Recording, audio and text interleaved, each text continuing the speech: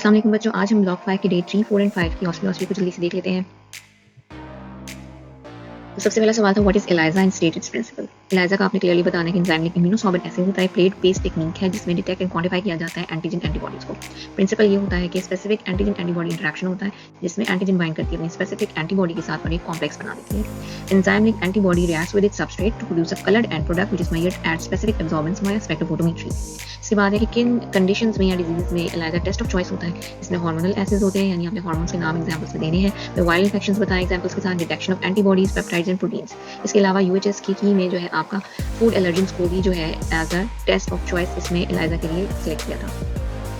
फिर पांच सवाल क्या आया था कि what are the indicators of using ELISA, यानी कब आप एलाइजा को यूज कर सकते हैं। वही सेम सवाल डिफरेंट वर्जन में आया हुआ था कि टेस्ट ऑफ चॉइस क्या है। तो आपने hormones examples, antibodies examples, peptides and proteins. इसके अलावा यहाँ पे फूड इंडस्ट्री में ये डिटेक्शन ऑफ फूड एलर्जेंस के लिए भी यूज होता है, तो ये एडिशनल पॉइंट इन अदर की में दिया हुआ था। फिर एक स्टेशन में पूछा हुआ था कि परफॉर्म करें ये सल्फर टेस्ट को। आपने उसमें दो चीज़ें वर्बली या तो बता देनी, अगर परफॉर्मेंस कर रहे हैं तो आपने परफॉर्म करके बता देना है कि take urine sample in a test tube, sprinkle sulphur powder on the surface of urine. क्या होगा इसका रिजल्ट कि अगर सल्फर पाउडर जो है सिंक कर जाएगा बॉटम में तो it indicates the presence of bile salts in the urine. एक सवाल था उसमें डायरेक्ट पूछा हुआ था कि what does Hay sulphur test detect, आपने बता देना क्लियरली कि बायल सॉल्ट्स को ये डिटेक्ट करता है।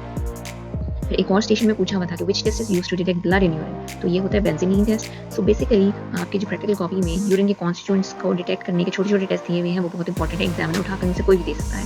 Enumerate the conditions when blood comes in urine, किस कंडीशन में जो है आपके यूरिन में ब्लड आ सकता है। Kidney damage, urinary tract infection, kidney और bladder stones, other blood disorders. फिर एक सवाल था state the procedure of benzene test.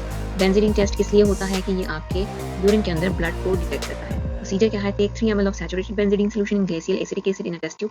3 ml of urine sample जो है अपने टेस्ट ट्यूब में ऐड कर लेना है। फिर हाइड्रोजन पेरोक्साइड 1 ml ऐड करनी है। Mix gently, observe the colour change. अगर ग्रीन और ब्लू कलर चेंज आएगा within a few minutes तो ये इंडिकेट करता है presence of blood in the urine. What are the limitations of this test, क्या लिमिटेशंस हैं कि आपने सैंपल जो है केयरफुली लेना पड़ता है। इसमें टेस्ट ट्यूब जो है वो उनको साफ तरीके से इस्तेमाल करना पड़ता है। जरा सी भी इसमें कंटेमिनेशन होगी तो आपका रिजल्ट जो है अफेक्ट हो सकता है। टाइमिंग ऑफ द टेस्ट जो है वो भी बड़ी क्रूशल होती है। False positive, false negative test भी आ सकते हैं इसमें। What are the values of HbA1c in normal, pre-diabetic and diabetic conditions? तीन कंडीशंस होती हैं। नॉर्मल कंडीशन में HbA1c आपका लेस देन 5.7% होता है।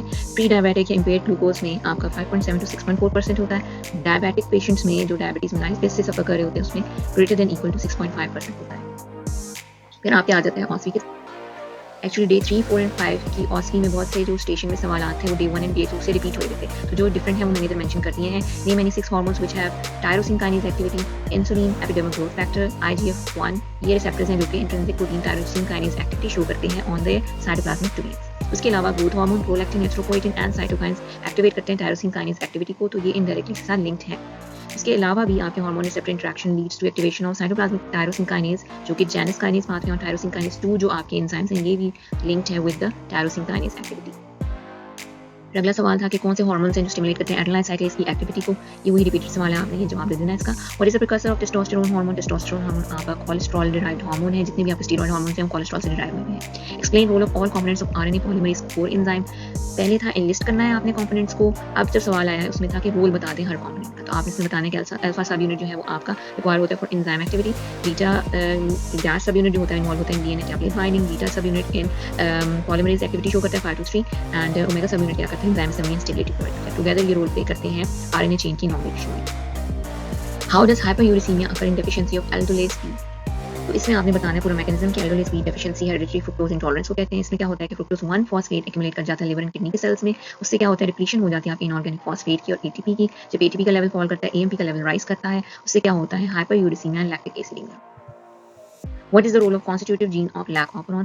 पहले सवाल आया था कि कॉन्स्टिट्यूटिव जीन्स के आपने कंपोनेंट्स के नाम बताने हैं, उसके बाद अब सवाल आया था कि आपने उन कंपोनेंट्स के पर्टिकुलर रोल बताने हैं। कंपोनेंट्स इसके क्या थे, लैक जी जीन जो कि कोड करती है बीटा गैलेक्टोसाइडेज को, हाइड्रोलाइज करती है लैक्टोज को into its monomers glucose and galactose. Like why gene code करती है परमियस एंजाइम को जो कि फैसिलिटेट करता है entry of lactose into the cell. Lac A gene code करती है थायोगैलेक्टोसाइड ट्रांसएसिटाइलेज एंजाइम को जो कि एक्चुअली करता है एसिटाइलेट लैक्टोज को जो कि आपका सबस्ट्रेट है। एक और सवाल था कि लैक ऑपरॉन को क्या होता है when only glucose is available, तो आपने उसमें बताने कि सिर्फ ग्लूकोज जब अवेलेबल होता है तो लैक ऑपरॉन शट डाउन कर जाता है, रिप्रेस हो जाता है, टर्न ऑफ हो जाता है। डिप्रेशन कैसे होता है कि binding of repressor protein to the operator site via helix turn helix motif which is located downstream of the promoter. जब आपका repressor bind कर जाता है तो उससे क्या होता है, prevention होती है RNA polymerase की कि वो bind कर सके promoter के साथ, और उससे आगे क्या होता है कि inhibition हो जाती है transcription of the structural genes की for lack of operon, और वो operate नहीं कर पाता है. This is example of negative regulation.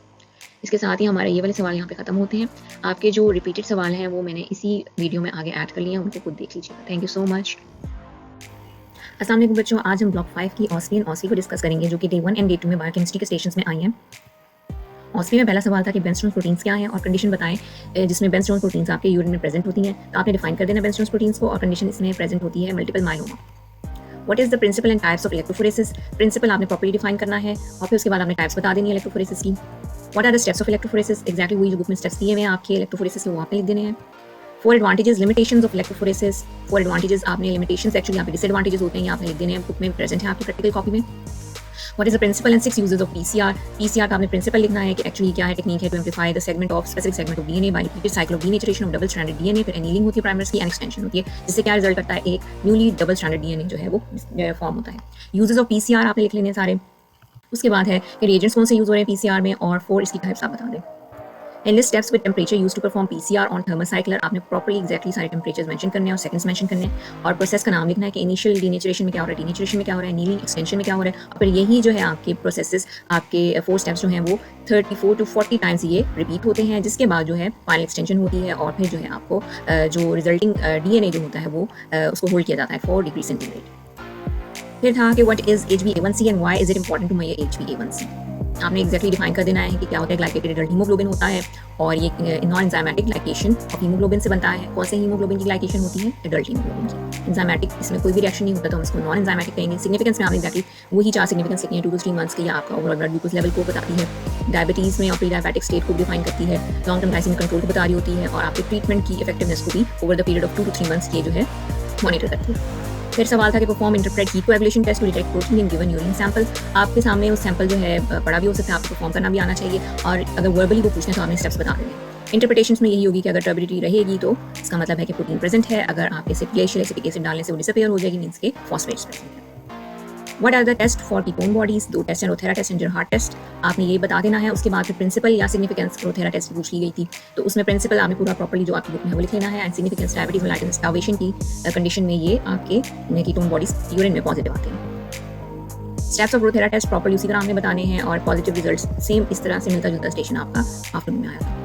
ऑस्वीम के सवालों को देखें तो उसमें है रोल ऑफ डीएनए पॉलीमरेज 3 पूछा हुआ था. आपने इसको प्रॉपर्ली बताना है कि ये मेन रेप्लिकेटिव एंजाइम है प्रोकैरियोट्स का, synthesize new DNA strand 5 to 3 direction में करता है, और क्या करता है, प्रूफ रीडिंग्स की एक्टिविटी होती है 3 to 5. What is leading lagging strand. Leading strand आपका क्या है, कॉन्टिन्यूस होता है towards the replicative fault. Lagging होता है आपका discontinuous away from the replication fault, और जो चीज़ उसके रिजल्टेंटली बनती है दैट इज ओकाज़की फ्रैगमेंट्स. फिर है स्ट्रेप्टोमाइसिन किस तरह से जो है इनहिबिट करती है ट्रांसलेशन को, किस स्टेप से. तो आपने बताना है कि इनिशिएशन स्टेप ऑफ ट्रांसलेशन को इनहिबिट करती है 30S राइबोसोमल सब यूनिट के साथ बाइंड करके मिस रीडिंग करवाती है एमआरएनए की. फिर आपका सवाल था कि कंपोनेंट्स ऑफ आरएनए पॉलीमरेज लिखें. कोर एंजाइम के बता दें कि alpha 2 beta and beta dash होते हैं, एंड हॉलो एंजाइम में आपका ये सारे होते हैं, एडिशनल सिग्मा फैक्टर होता है.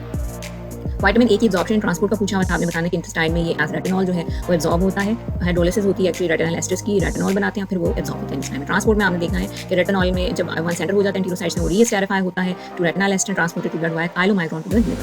फिर आपने बताना है लिवर से जो है फर्दर सर्कुलेशन में जब ये जाता है तो ट्रांसपोर्ट हो रहा होता है एज अ बाउंड फॉर्म में रेटिनॉल बाइंडिंग प्रोटीन के साथ, और एक कॉम्प्लेक्स और होता है प्री एल्ब्यूमिन जिसके साथ ये बाइंड करके जो आपकी ब्लड है सर्कुलेशन में घूम रहा होता है in order to prevent it from being lost via kidney. फिर आपका सवाल था how is fructose 1 phosphate hydrolyse. आप इसमें बता दें कि ये एंजाइम एल्डोलेज भी जो इसको हाइड्रोलाइज करता है into DAP and glyceraldehyde. What happens in aldolase B deficiency. वही सेम सवाल है. आपने बता देना कि इसके सबस्ट्रेट यानी जो सबस्ट्रेट इसका था फ्रुक्टोज 1 फॉस्फेट उसकी एक्युमुलेशन हो जाती है, जिससे क्या होता है leading to symptoms like hypoglycemia, vomiting, jaundice, hepatomegaly due to inhibition of gluconeogenesis and glycogenesis. Enlist hormones using cyclic AMP as second messenger. इसमें आपने सारे हार्मोन्स बता देने जो एक्चुअली आपके जीएस पाथवे के थ्रू साइक्लिक एएमपी उसमें इन्वॉल्व होता है, तो सारे आपने इधर लिस्ट करने हैं. Enlist components of lac of plant system. यहाँ आपके 5 कंपोनेंट्स हैं, आपने इसको बता देना है. अगला सवाल था जिंक कंटेनिंग एंजाइम्स कौन कौन से हैं. तो आपने सारे मेटालो एंजाइम बताने जो कि जिंक के मेटालो एंजाइम कहलाते हैं. ठीक है. What is the role of operator in prokaryotic transcription. अच्छा, इसमें ऑपरेटर का रोल जो है वो क्या होता है कि रेगुलेटरी डीएनए सीक्वेंस होता है जो कि क्या कर रहा होता है, बाइंड करता है रिप्रेसर प्रोटीन के साथ और कंट्रोल कर रहा होता है ट्रांसक्रिप्शन को ऑफ एडजेसेंट स्ट्रक्चरल जीन्स. फिर डिफरेंसेस कुछ पूछे हुए थे कि साइलेंट एंड मिसेंस म्यूटेशन में क्या फर्क होता है. तो आप इसकी डेफिनेशन पहले बता देंगे कि सारे प्रोटीन का क्या डिफरेंस है, उसका इंपैक्ट क्या बनता है, और एग्जांपल आपको 2 मार्क्स का सवाल इसका है. Differentiate between allele and locus, इसमें भी डेफिनेशन बता देनी है, कितने एलील इंपॉर्टेंट वो बता देना है, नेचर बतानी है और फिर एग्जांपल बता देनी है.